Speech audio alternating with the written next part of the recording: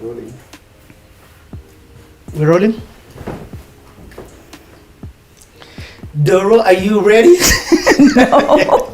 You're not ready? You keep asking that. No, We're still starting anyway. Ladies and gentlemen, boys and girls, welcome to another session of the Playhouse. Yep, as I usually like to say, you didn't see this one coming. And to be honest, we didn't see this one coming too. Both myself and Doris didn't see this happening, but it has happened, and we are excited about the conversation that we're about to have. For those of you who don't know the amazing lady who is in front of me, trust me, this is one life journey, one story that we are all going to love and hear. From a musical perspective, she is doing her 12th tour concert. If you don't know what tour is, trust me, this is why you need to watch the Playhouse. She has an amazing story of healing, one that is going to absolutely blow your mind, and not just blow your mind, inspire and give you hope. That's part of actually the reason as to why I decided that we had to do this conversation. People are looking for hope in this life, and I believe that Yani, your story, your life journey is one that will encourage so many people in different places of life that they are. I've not done your intro justice because, as I told you, my paper just disappeared. But otherwise, ladies and gentlemen, boys and girls, put your hands together for none other than Doris Mayoli. That's why you helped me the intro. Oh. So welcome to the Playhouse. Thank you. No, thank you. Thank you for agreeing to... By the way, thank you for agreeing very quickly, despite the feelings to be on, to be here. Yeah. So in the Playhouse, I want us to start off, and I like asking. The first question is for you. I'd ask, tell us a little bit about childhood, growing up, and also when you fell in love with music. Okay. Childhood. I'm the second born in a family of 4 girls. No boys? No boys. No boys. And we were like in 2 phases. So there's my sister and I, my older sister and I. And then 7 years later, another sister came, and then another one. So, and the interesting thing about us is that my older sister is darker than me, complexion. And the one who follows me is lighter than me, and the one who follows her is even lighter. So like we go fading. That's so cool. The color goes fading. When you stand together, like, what's happening here? Yes. Yeah. What era are you talking about? Where were you born? Is it Nairobi? Tell us a little bit about, is it even Kenya? Yeah, I was born in Nairobi. We're all born in Nairobi. My older sister was born my parents were living in Nairobi West. And then they moved to South B. Then I was born. Then they moved to Parklands. Then my follower was born. Then they moved to Ngong Road, and the last one was born. Yeah, you guys are Nairobi. We're like planting everywhere. Yeah. That's fine. Okay. So you're born. When did you now begin getting this? You've got an amazing passion for not just music, but I'd say worship. Because for you, it's beyond just the music in terms of. But when did you? Tell me a little bit about the music story. Well, music has always been in my family, starting with my grandma, my dad's mother. She, like, the biggest memory any of us have of her is her sitting somewhere, maybe outside, she's shelling peas or whatever, and she's singing. And it kept her up to 90 whatever years she was by the time she passed. She would just sing songs, you know, that those hymn books that they used to use in churches in rural areas. She knew all those songs, and she'd just sit there, not reading, because now her eyesight had gone, and she'd be sitting there just singing. So I grew up loving hymns. What? And then my dad, this we found out like later, we're sharing stories with my sisters, and then we learned that he was a DJ.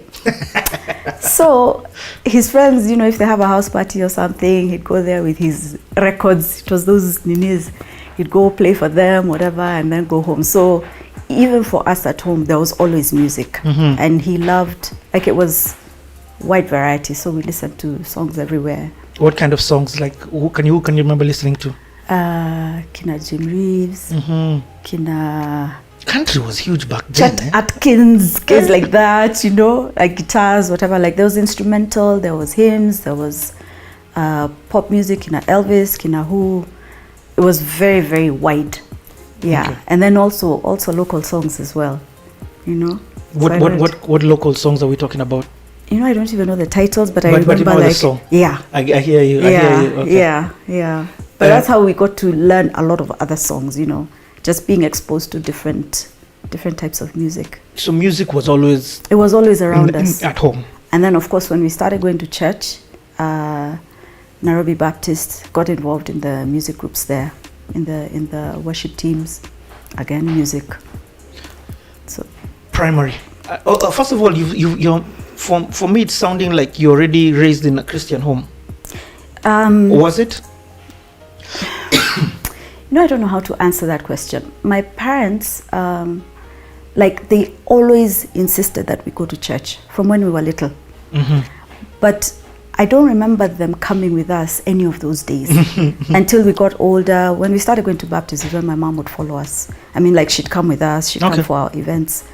But they always insisted that we go to church. So there was that, like my dad's parents, actually this is a story, my dad's parents, my dad's dad was a pastor. Okay. But they fell out because that church believed that you marry a girl from that church. And when he met my mom was going to a different church. So they were like, this is not the right girl for you. And my dad was so, like him, he was smitten. This was her, you know. So he was so upset and, you know, whatever. And they didn't even come for the wedding. So he was like, you know, if this is Christianity.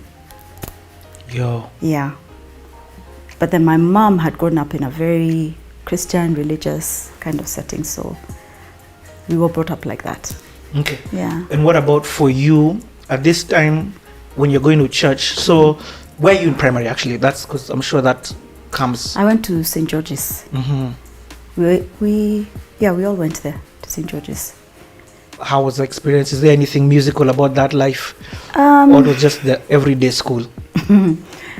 It was everyday school. I was... And what year, can I ask, is this? This was in the 70s. Okay. I was a very quiet child. Didn't really... Like, I remember my friends, the guys I used to hang out with, like maybe one or two people, were the quiet ones, the kind of the outcasts. Mm-hmm. So those are the guys I would hang out with.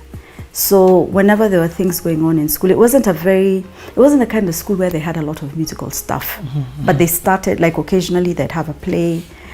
I was never those ones who would feel like I could do anything in there. So I'd never volunteer or anything.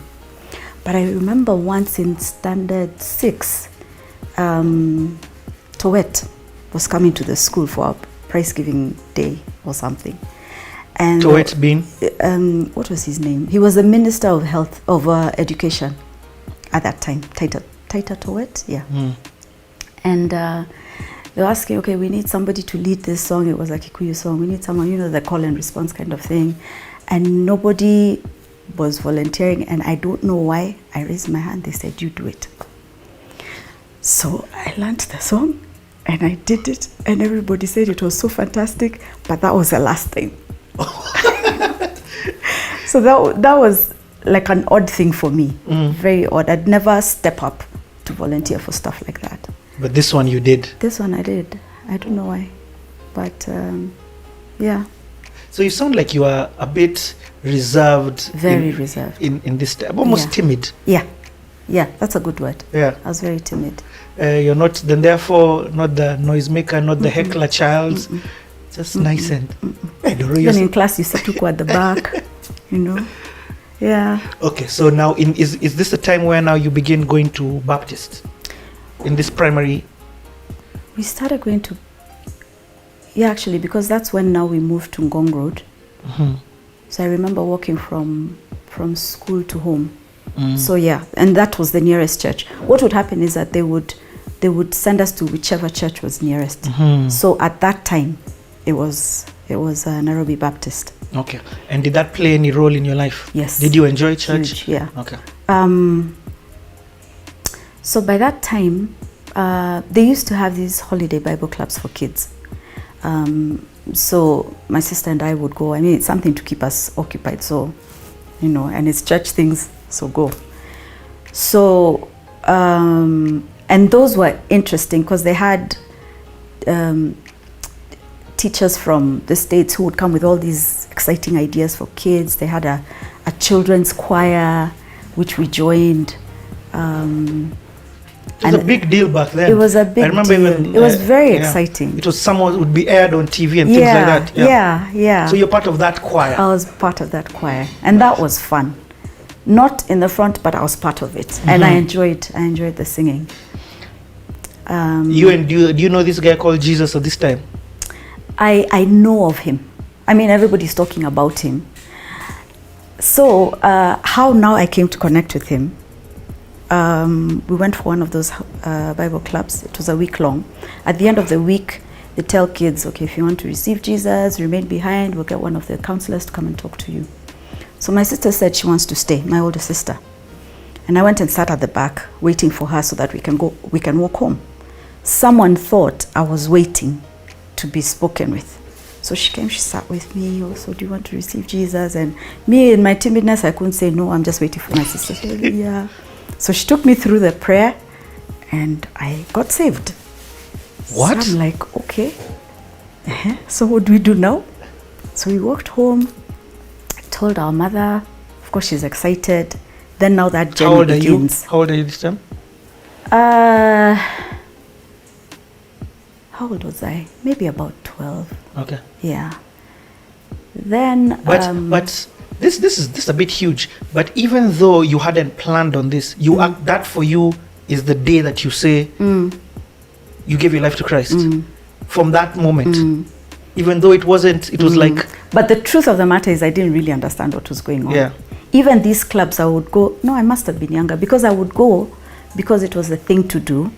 You go through the motions, you sing the songs, and you go back home. Okay. But there was no, oh, this is what it means to be a Christian, how to walk that walk, that kind of thing.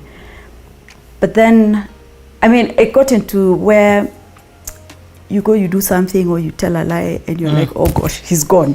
So you start again. Yeah. Jesus, please come back into my heart. I'm sorry. Then, you know, because I knew nothing about Christianity. It was interesting, actually, because there was a lot of stuff going on, but the knowledge, the personal knowledge of what it's about wasn't there. So now, as we grew older, now we got into what they used to call the Karibuni Fellowship, which was now a youth meeting. We were now in our teens. This is now at Baptist still. So we'd go for camps every holiday. Now, at those camps, that's when now I started learning. And that's when now I made now a proper decision. And in a sense, rededicated my life. Now I was like, okay, I get it, and I want to do this. And I made a commitment. Oh, and this is now, you're probably in high school at this time? Yes. Where did you go to high school? Kenya High. I went to Pangani for 2 weeks. Which I loved, by the way. I mean, everything was so fascinating. And then my mom was like, you know, we need to get you into a better education kind of thing. So she sent us to Kenya High. When you say us, it was you and your sister? Yeah. Both of you were? Yeah, she went first. Okay. And then I followed. But I don't know, I always felt like I'd have been, like my love for or my interest in education was so much more in those 2 weeks at Pangani. What? I don't know what happened when I went to Kenya High. Maybe it was just that thing of being in a place where I feel like I don't belong. There are all these girls from these posh homes and whatever, very confident people, and I was not confident. So again, I took a back seat. So never involved really in much. Just doing education? Just do my thing and passing, go home. Going home? Yes. How would you say you are in education at this time? Have you decided career path? Because I know in high school sometimes for a lot of people, or even in primary, that's when they begin saying, this is what I want to do with my life, this is the direction. I wanted to become an air hostess. Whoa. And I told my parents, and my dad said, never. Never. Air hostesses are just glorified waitresses. And those men on those flights, he was protecting his girls. So he said, maybe when you're older. So I kind of shelved the whole thing. Yeah. I don't know how serious I was, if it was just like it looked or sounded glamorous. Yeah, so I just... Traveling the world. Yeah, you know. Did you know anybody who had been an air hostess? No. It's just something you decided? Yeah. Okay, let's touch now a little bit about the music. So now in high school, what are you listening to? So in high school, am I really listening to? I'm listening to boy bands, whatever is happening there. Like I loved R&B music. So whatever the girls were listening to, you know. And then there's church, the songs that we're singing, because now we were trying to get into, like, move from doing too many hymns and start doing a bit more contemporary music. And then I had joined the worship team. Okay. So then we started learning different songs and So is this when now the first time in church is where you started singing? Yes. I became part of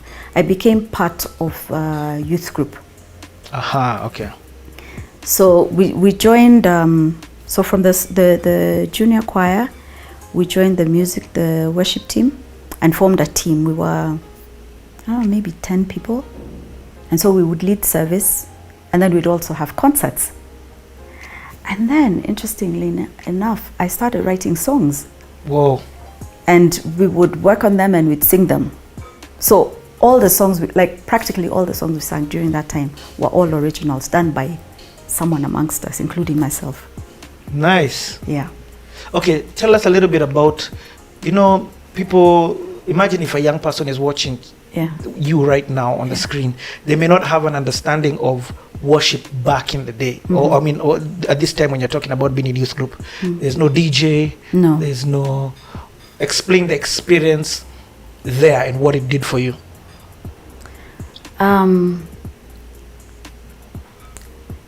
I think it what did it do for me? It made church music interesting for me. I already loved hymns, so I didn't have a problem with that. At this time, the only music being sung on Sunday is remove your hymn book, go to page number 4. Yes. And there's again the piano. Yes, just the piano and the organ. Okay. But then at some point they started bringing now small contemporary songs. We had in the stars his handiwork I see, that song. That's supposed to be contemporary. That was very that was modern, So it started changing slowly. So now we do those kind of songs and then a hymn. So and then the organ kind of was phased off. Then they began bringing in guitars and drums. So you saw this transition happening. You can remember Sunday service when it was just an organ and a piano? Yeah, when we were younger. But by the time now we joined the youth group, now we started doing this. And especially during our, on Sundays mainly, it used to be the piano. But then when we did our concerts, then we'd use guitars and all that. Okay. Yeah. Because you've mentioned Bapo, locally, is the Pitoderas, have they checked in at this era? Yes, they were there. We did concerts with them, him, Kinambevis. We even did a thing with Kina Jack Odongo. Yeah, those days they were, they're the ones who knew. So they would come and introduce songs to us and we would sing. Okay. Joyce Odongo. They were our elders. So I get it. Yeah. So what inspired you to start writing? I suppose God. Because actually, I remembered how it started. What happened, I went through a phase where I decided, by the way, this Christian thing, I don't know if I'm a Christian because I've been being told this is what Christianity is, or whether I know for myself and believe for myself. Like, am I a believer because that's the culture I'm in. So you're expected to do this, and so you kind of just gravitate. And I said, you know what? I'm not going to go to church. I don't want to have any preachers coming to talk to me. It's going to be me and my Bible and God. Like, if you're really there, talk to me. That's so powerful. I cut myself off from everything. My mother panicked. My sister panicked. They're like, oh gosh, and now I'm becoming a heathen. My dress also changed. Because I'd wear jeans and one of my dad's shirts. So, so I guess I looked like I was rebelling, but I didn't get into rebellion. But I was just like, I need to understand for myself. And I tell God, you talk to me. And so this went on maybe for about a year. A year of not going to church, just being isolated in a sense. And then, like, I had now started working. So I'd go to... Were you working? Have you finished high school? I finished high school. Okay, finished high school, okay. Yeah. So I'd go to the office. I had this little doo-doo car. So I'd go and park just outside the building. And I'd sit there and tell God, okay, tell me something. So sometimes a verse would just come, like a reference. I'd open my Bible, I read it. And then words just started coming. So I'd write them down. Then a melody would come, I'd write it down. And that's how the song started. So I had a book that I was just writing stuff. What? And I think for me, that was, like, now that was the real turnaround for me. I was like, okay, I know he's there because he's been telling me stuff. And it's stuff that makes sense. It's like he's been teaching me. I've been in church, but with him, just me and him. And can you remember some of the stuff that he was telling you? I have the book. No, I don't remember. Whoa, okay, but what did it have in terms of, it had to do with things you're going through in life or just teaching? It was about, like, affirming me. It was affirming me. Even the songs that I would write would be about fellowshipping with him or worshiping him or what he thinks about me, what he says about me, who I am. Whoa. Like about life. Like, just let me teach you now the ABCs of what it's like to have a relationship with me. And so, and it was very personal, not like this is Christianity in the world, but you and me. This is the kind of relationship that we are having. And so I grew just through my interaction, just me and him. It was amazing. It was amazing. I just had my little church in that small doo-doo. Yeah, it was, I loved it. I loved it. So eventually now, after that, I started going to church, but I would go I'm not just there opening up for anybody and everything to come. I go listen, and then I kind of check with, does this resonate with what we've been doing in my church? Kind of thing. Yeah, and then slowly I came back into the mainstream church. I mean, that story is so life-changing. It's such a powerful story. Yeah. I also heard you say you're working at this time. So you finished high school? I finished high school. Since now my dream to become an air hostess was shelved, I didn't know what I wanted to do really. And so I started going to help out at the church. I had a friend who was working there, so I'd just go and hang out there. My mom was like, you don't do this. So she made me apply to Mombasa Polytechnic and to Kenya Polytechnic. She's like, okay, at least get some secretarial training. That was a basic for everybody those days. So and what late 80s, early 80s? What time is this now? Early 90s. Where were we? Mid 80s. Mid 80s. Yeah. Okay. So I did it to please her, but I had no intention of going. But she was like, no, you have to get some skill at least. Even if once you decide what you're doing, you can easily, and this you can always have this as a fallback. So I was like, okay. So I didn't want to leave town. In fact, even in high school, I didn't board. I was a day bag. At Kenya High? What? Why is that? My cocoon. Yes. Oh, I get it. Yes. There you're being thrown into, I don't know how to deal with other people. So but very few people were day bags, if I'm not wrong. Yeah. Majority of these high schools were all I was one of the day bugs. What? Even my sister was a boarder. But you're like, I'm going home. I'm going home. I loved my alone time. So I'd go home and go to my room and read. I loved reading. I still love reading. So I'd spend a lot of time on my own. And okay, I want here. Me, I'm not a girl spending time alone. Me, this is like so. I want to enter this world of because I know there are people maybe who are watching who are exactly like that. They love their isolation and yani. Me, I can be alone for a whole year and I'm good. Yeah. What would you be doing in that alone time? I've heard you say reading, probably writing.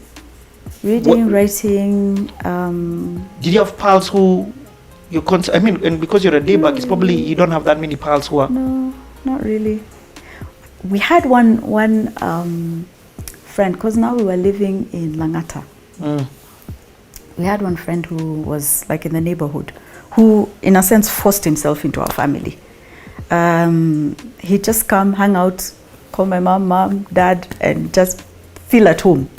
So we kind of adopted each other, you know, and he was the only guy who would be around, or he was the only like really close friend that I had then. So sometimes we would go to Kane, sneak out and go to Kane.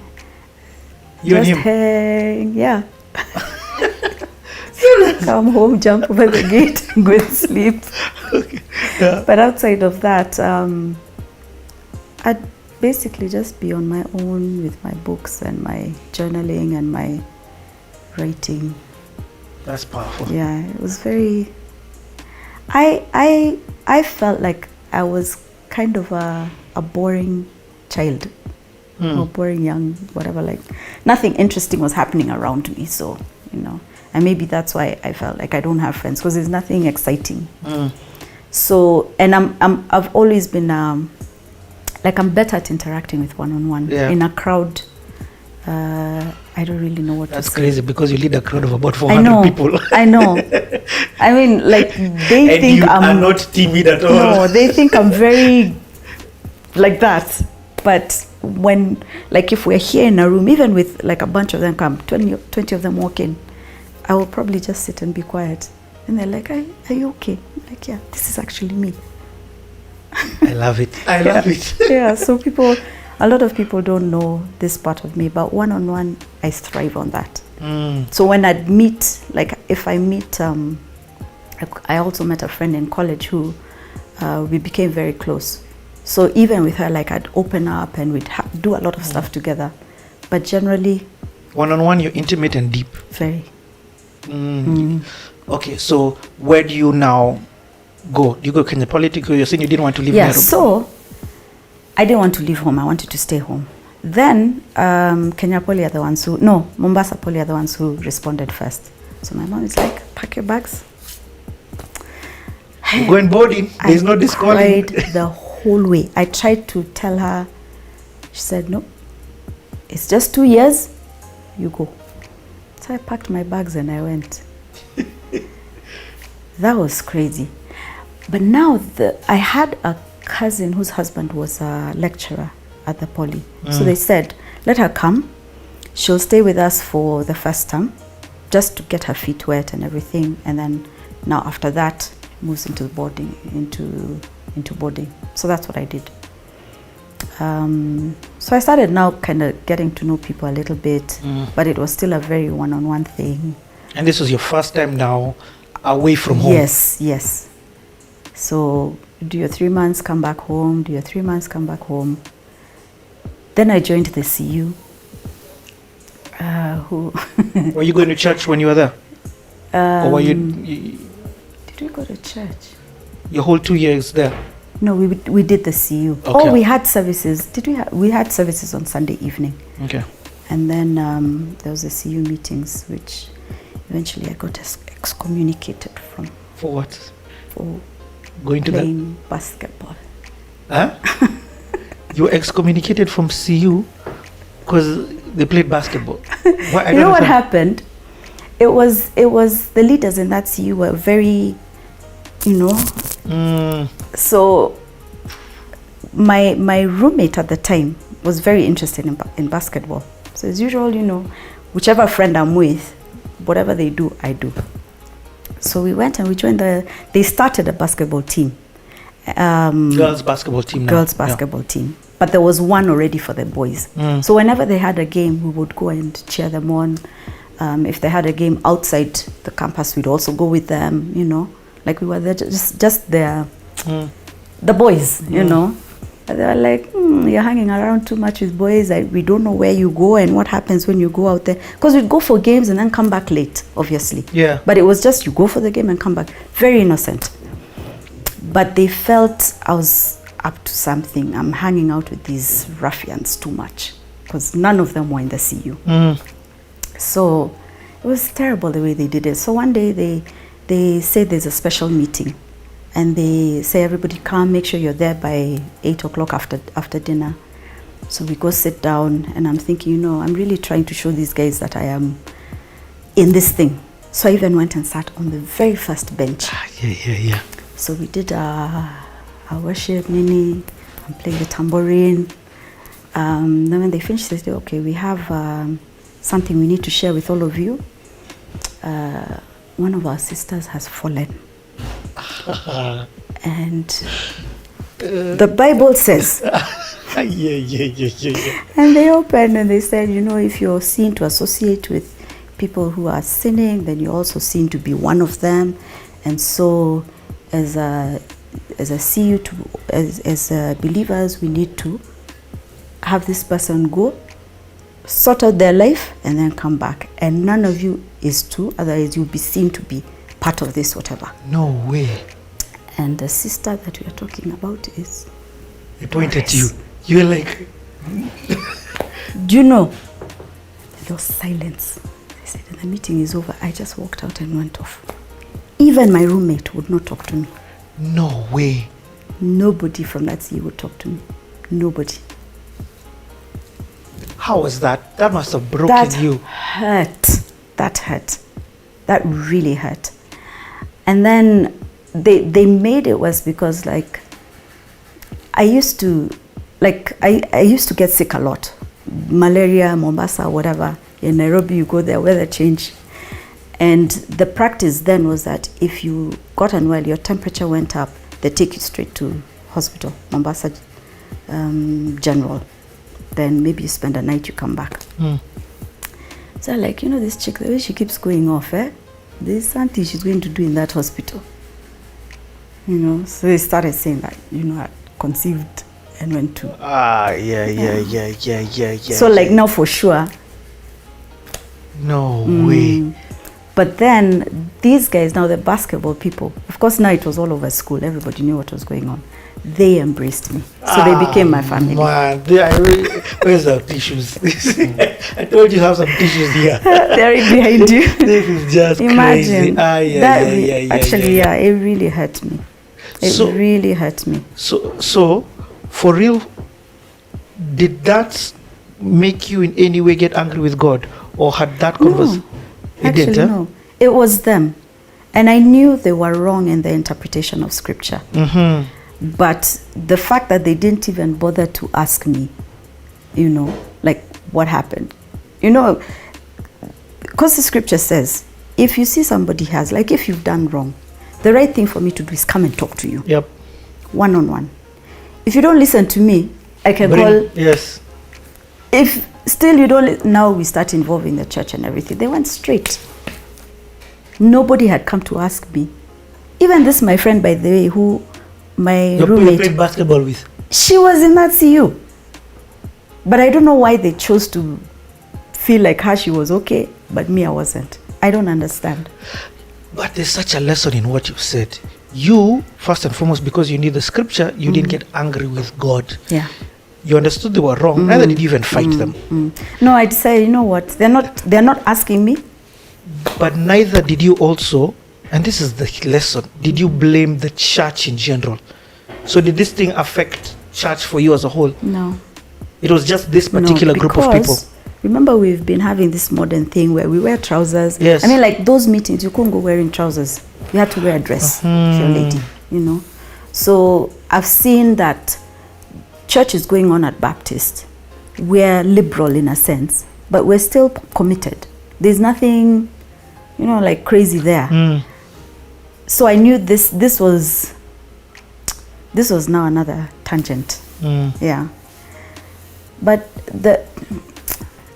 should I say today or whatever, but like the last day of school when I was closing, like now finishing. Yeah. They called me. They sent my friend, my roommate, and now you took it to your roommate? Yeah, I talked to her, but she doesn't talk to me, so I've left her. So everybody gets in their bed. It's a small cube like this. So they told her, okay, we want to talk to her. So they said, what did they say? They said they wanted to forgive me for what I had done, and they hope I understand why they had to do what they did. And now that I'm leaving, they hope that I will go into the world and learn and walk and, be a proper, yeah. That's insane. Yeah. So, okay, now let's talk about this at the basketball guys. This now became your pals. These became my pals. So we go for games, we come back, we hang out. When we're going for lunch or whatever, we'd sit together. And now what happens to your faith in this essence? Because so it's just again you and God. Because now it's not like you can go and chill with the CU guys. I feel like to some extent I kinda like I wasn't as active in growing. So I kinda just chilled. Like my faith was there. I was still trying to do the right thing, but then I wasn't really like pushing it. Okay, I understand. Yeah. And what about music? Are you getting avenues to?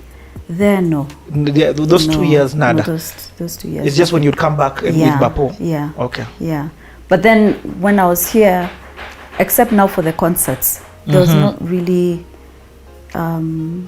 opportunities to sing like during like services and all that.